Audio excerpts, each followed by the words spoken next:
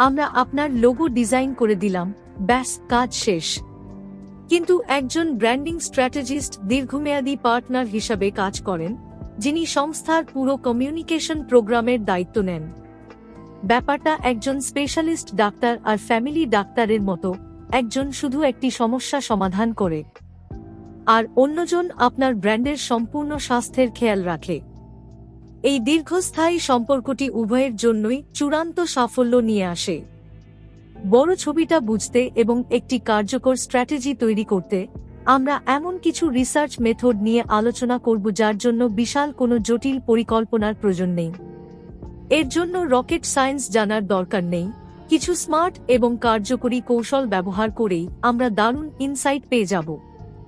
এটা জানা অত্যন্ত জরুরি যে ক্লায়েন্ট আসলে কি পরিষেবা বা পণ্য দেন, তার বর্তমান দর্শক কারা এবং ভবিষ্যতে কারা হতে